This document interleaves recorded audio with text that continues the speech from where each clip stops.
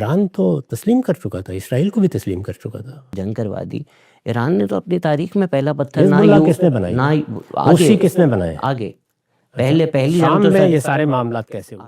ایران کو بھی اصل میں ان حملوں کے اب نتائج بھگتنے ہیں، اور یہ اس پورے خطے کو بھگتنے ہیں، اور شرق اوسط کو بھگتنے ہیں، اور مسلمانوں کی پوری جمعیت کو بھگتنے ہیں.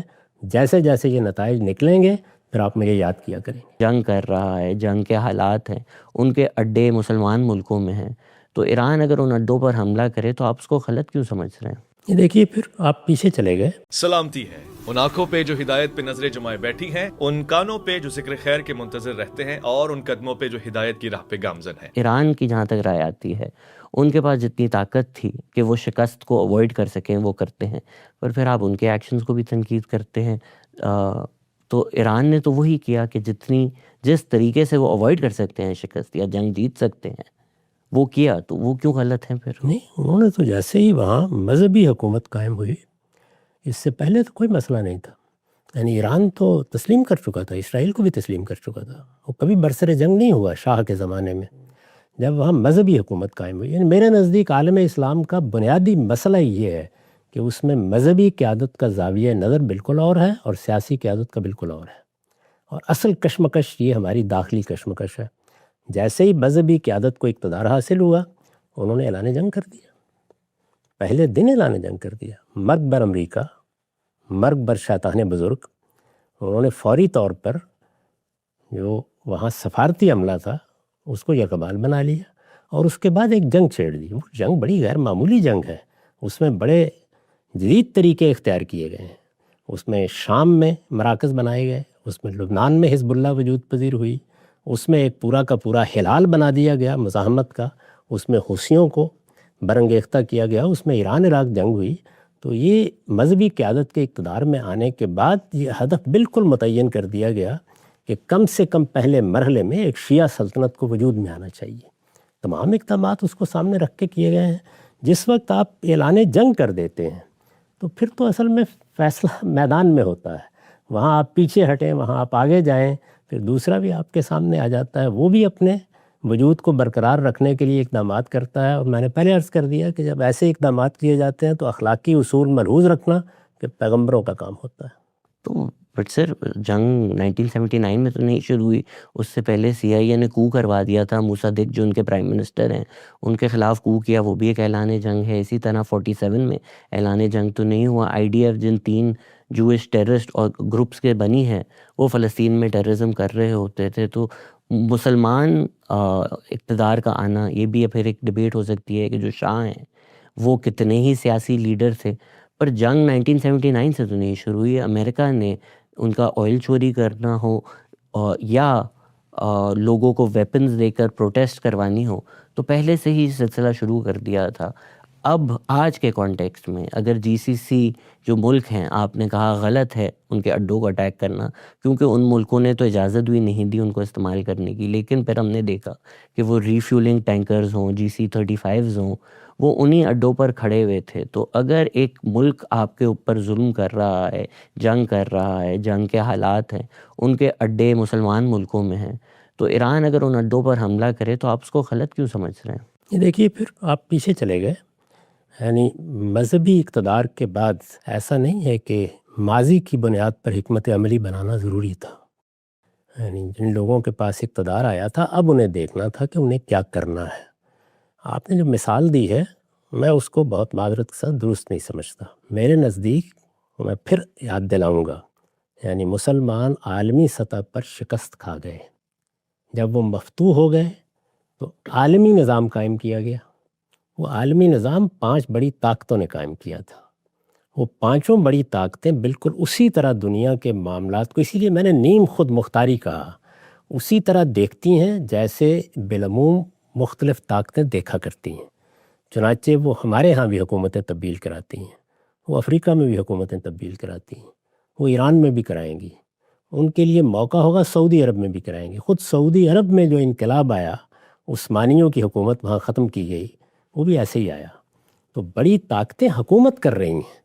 یعنی یہاں آپ جب بات کرتے ہیں تو اس بنیادی حقیقت کو فراموش کر دیتے ہیں کہ اقوام متحدہ میں ان 5 بڑی طاقتوں کو ویٹو حاصل ہے. ان میں بھی 2 طاقتیں جب مقابل میں کھڑی تھیں، سوویت یونین اور امریکہ، تو کسی حد تک دنیا کو تحفظ حاصل ہو جاتا تھا.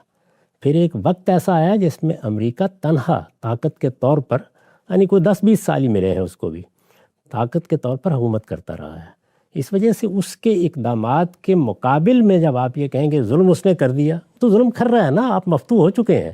وہاں سے آپ کو دیکھنا ہے کہ مجھے اب اس ظلم سے مستقل نجات حاصل کرنے کے لیے لائعمل کیا بنانا ہے. پھر گزارش کروں گا کہ اگر آپ مقابل کی سطح پر کھڑے ہونے کی پوزیشن میں ہیں تو یہ ساری گفتگو بڑی محال ہے. اس نے مجھ پر حملہ کیا تھا، اس نے میری حکومت ختم کی تھی، میں اس کا جواب دے رہا ہوں. یہ یہاں وہ بات کرتا ہے جو مقابل میں کھڑے ہونے کی پوزیشن میں آ گیا ہو. اگر آپ یہاں نہیں ہیں تو آپ کو کیا کرنا ہے؟ اپنی حفاظت کرنی ہے، مہلت طلب کرنی ہے، امن کا وقفہ لینا ہے، اپنی تعمیر کے مواقع پیدا کرنے ہیں. یہاں یہ استدلال کیا ہی نہیں جا سکتا جو آپ فرما رہے ہیں. میں نے جو تنقید کی ایران کے اس اقدام کے اوپر وہ یہ ہے کہ عرب ملک مسلمان ملک ہیں، وہ آپ کے ہمسائے ممالک ہیں.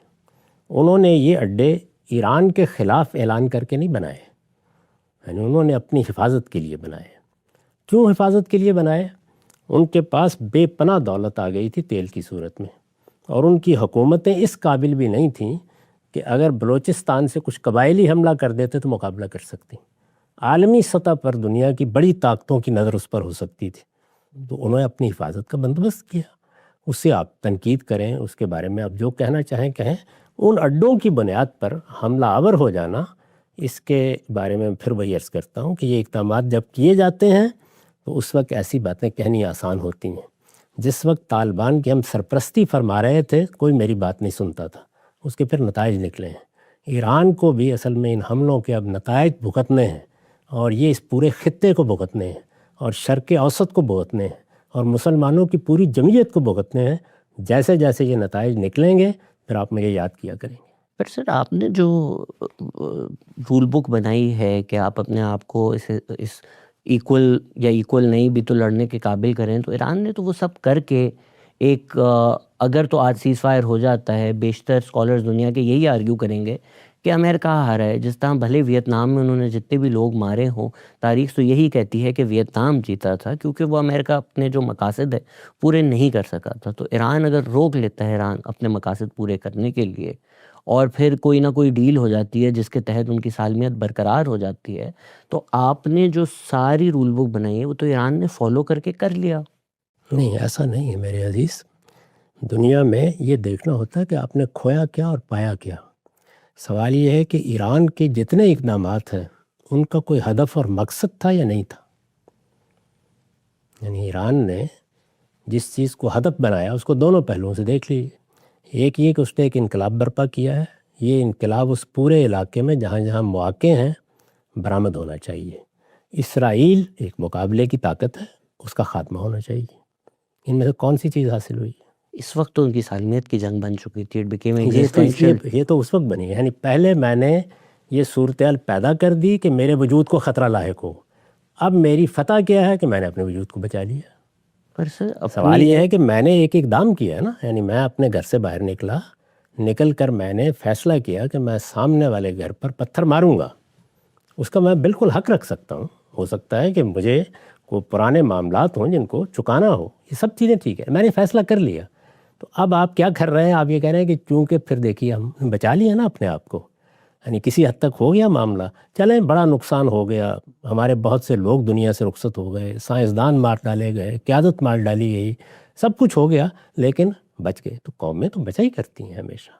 یعنی کون سا ایسا زمانہ ہے جب 2 ایٹم بم چلا دیے گئے تھے کہ جاپانی قوم مر گئی تھی؟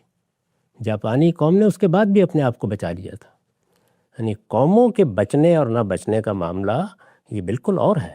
بچ گئے، اس کے بعد آپ پھر دوبارہ شروع ہو جائیں گے. آگے آپ کی حکمت عملی کیا ہوگی وہ بتائے گی.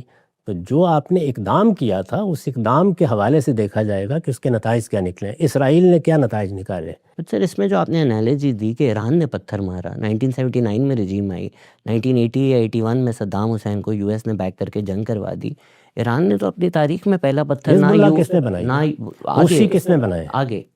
پہلی جنگ شام تو میں سر یہ سارے معاملات کیسے ہوئے؟ آگے اگین پہلے پتھر کی شروعات تو پتھر ان پر برسائے گئے سب سے پہلے. نہیں دیکھیے بات یہ ہے، آپ اصل میں عملی اقدام سے شروع کرتے ہیں. جس دن یہ معاملہ ہوا اس کے بعد امریکہ کے ساتھ انہوں نے برسر جنگ ہونے کا فیصلہ سنا دیا. جس وقت آپ فیصلہ سنا دیتے ہیں تو عملی اقدام کدھر سے ہونا ہے؟ وہ جس کے خلاف آپ فیصلہ سناتے ہیں اس کی طرف سے بھی ہو سکتا ہے. یعنی عملی اقدام کے لیے تو پھر دوسرا بھی اقدام کرے گا نا. ابھی آپ دیکھیں نا کہ اس ساری جنگ میں اسرائیل نے کیا حاصل کیا ہے. یہ صحیح ہے کہ اس کو بھی نقصان اٹھانا پڑا ہے. اس نے جو اپنی ایک طاقت کا بھرم قائم کیا ہوا تھا اس میں بھی فرق پڑا ہے، لیکن اس سب کے باوجود وہ اپنے علاقے کو محفوظ کیے ہوئے ہے. اس نے طاقت بالکل ختم کر کے رکھ دی ہے. بہت معمولی مزاحمت رہ گئی ہے. حزب اللہ کو شدید نقصان پہنچایا ہے. 400 کلومیٹر تک کم و بیش وہ شام میں اپنے لیے بفر قائم کر چکا ہے. لبنان میں بھی یہی صورتحال ہے. تو حاصل کیا ہوا ہے اس کو اس لحاظ سے دیکھنا چاہیے. یعنی یہ جو طریقہ ہے یہ ہو سکتا ہے کہ لوگوں کے لیے قابل قبول ہو، لیکن میرے نزدیک یہاں سوال یہ ہوتا ہی نہیں ہے کہ آپ کو حق حاصل تھا یا نہیں. بھئی حق تو حاصل ہے، ہر آدمی کو حق حاصل ہے کہ وہ اپنا اقدام کرے جس کو وہ صحیح سمجھتا ہے. وہ فلسطین کے لوگوں کو بھی حق حاصل ہے. ان کے ملک میں ایک دوسری قوم آ کے بیٹھ گئی ہے، وہ مزاحمت کر رہے ہیں. تو یہاں حق نہ حق کا سوال نہیں ہے. سوال یہ آپ نے حکمت عملی کیا بنائی.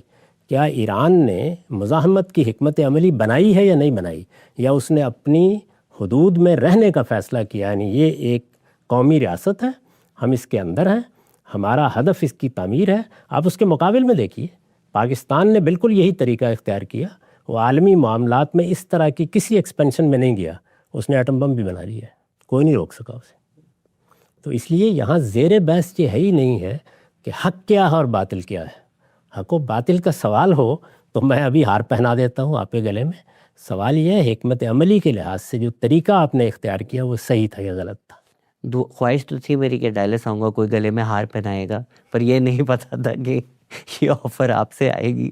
تو سر اس وقت جو آپ بتا رہے ہیں اگر دنیا کا یہی حال ہے اور پھر وائلنس بھی ہم نہیں کر سکتے، تو دنیا میں کوئی سسٹم وائلنس کے بغیر بدلا نہیں، تو کیا مسلمانوں کو بس پھر قبول ہی کر لینا چاہیے کہ جو اگر ہم ہار چکے ہیں تو پھر ہم ہارے ہی رہیں گے. تو جو جب تک طاقت میں ہے یا تو کوئی معجزہ ہو جائے خدا کا کہ یہ لوگ خود سے نست و نابود ہو جائیں تو ہم پاور میں آ جائیں. ٹل دین ہمیں بس ہیڈ ڈاؤن رکھ کر جو یہ لوگ کہتے ہیں ماننا پڑے گا. مجھے ہمیشہ اس پر تعجب ہوتا ہے جب سیاہ سفید بنا کے دکھایا جاتا ہے. یعنی یا ہم لڑیں گے یا ہم ہار جائیں گے. نہیں، ہم شکست کھا گئے، یہ ایک واقعہ ہے. اب ہمیں اپنی تعمیر کی مہلت چاہیے، امن کا موقع چاہیے. یہ خدا کے پیغمبر نے بھی حدیبیہ کا معاہدہ کر کے 10 سال کے لیے حاصل کرنا چاہا تھا. یہ ہماری ضرورت ہے. اس وجہ سے جب موقع آئے گا تو لڑیں گے بھی. ظلم و عدوان کے خلاف جہاد ہمارے دین کا حکم ہے، ہم اس کی تیاری بھی کریں گے. ہمارے پیغمبر نے نہیں، ہماری کتاب نے، ہمارے پروردگار نے ہمیں کہا ہے کہ اعدوا لہم ما استطعتم من قوۃ ورباط الخیل. اپنے گھوڑے تیار رکھو. تو تیاری کریں گے. یہ تیاری صرف گھوڑوں ہی کی نہیں ہوتی ہے. دور حاضر میں یہ معیشت کے لحاظ سے بھی کرنی ہے، یہ علاقائی تحفظات کے لحاظ سے بھی کرنی ہے، یہ بین الاقوامی طور پر جو معاملات زیر بحث آ جاتے ہیں ان میں بھی اپنے مقام کو دیکھنا ہے. اپنی تعمیر کا یہ کام کرنا ہے. جب وہ ہو جائے گا تو حکمت عملی زیر بحث ہے. اس کے بعد دیکھیں گے کیا اقدام کرنا ہے. معلوم نہیں ہمارے حق میں کوئی فیصلہ ہوتا ہے یا دنیا میں کسی اور قوم کے حق میں فیصلہ ہوتا ہے. دنیا میں اللہ کا قانون یہ ہے کہ تلک الایام نداولها بین الناس. کسی کو بھی کوئی ابدیت حاصل نہیں ہے. دنیا میں مختلف قومیں دنیا کے مسرح پر نمودار ہو رہی ہیں، اپنا کردار ادا کر رہی ہیں. ہم نے بھی یہ کردار کم و بیش 1000 سال تک ادا کیا مسلمانوں کی حیثیت سے. بالکل ممکن ہے کہ دوبارہ اس کا موقع مل جائے، لیکن بہرحال اس کی تیاری کرنا، صحیح حکمت عملی اختیار کرنا، صحیح وقت پر اقدام کرنا، یہی ساری باتیں ہیں جو کسی بھی اقدام میں کہی جاتی ہیں. میں نے بھی یہی باتیں کہی ہیں. اس میں اگر دوسرے لوگوں کا نقطہ نظر صحیح ہے کہ نہیں ہم نے یہ طریقہ اختیار کیا وہ ٹھیک ہے، تو اس کے نتائج و عواقب آپ افغانستان میں بھی دیکھ لیں، اس کے ایران میں بھی دیکھ لیں، اس کے فلسطین میں بھی دیکھ لیں، اس کے باقی دنیا کے اندر بھی دیکھ لیں. یہ تو نتائج و عواقب فیصلہ کرتے ہیں کہ کیا کیا آپ نے. میں جب یہ کہہ رہا تھا کہ جب آپ ایک مذہبی گروہ کو غیر جمہوری طریقے سے کسی ملک پر مسلط کرنے میں مدد کریں گے تو وہ پلٹ کے اپنے نظریے کے ساتھ آپ پر حملہ آور ہو جائے گا. اس لیے کہ مسلمانوں کی مذہبی قیادت اگر اقتدار حاصل کر لے، مذہبی قیادت تو موجود ہے، ایک واقعہ ہے، اگر اقتدار حاصل کر لے اور وہ سنی ہو تو خلافت کی طرف بڑھے گی، شیعہ ہو تو امامت کی طرف بڑھے گی. یہ ناگزیر ہے. یہ ممکن ہی نہیں کہ آپ اس سے گریز کر سکیں. اس میں قومی ریاست کے تصور کا کوئی سوال نہیں ہے. اس وجہ سے اگر دونوں کے پاس کسی بھی پہلو سے اقتدار آتا ہے تو قومی ریاستیں اپنی خیر منائیں. جلد یا بدیر وہ ہدف بنے گی. یہ امریکہ نہیں بنے گا، بہت دور بیٹھا ہوا ہے. وہ تو ایسے ہی کوئی اقدام کرے گا، واپس آ جائے گا.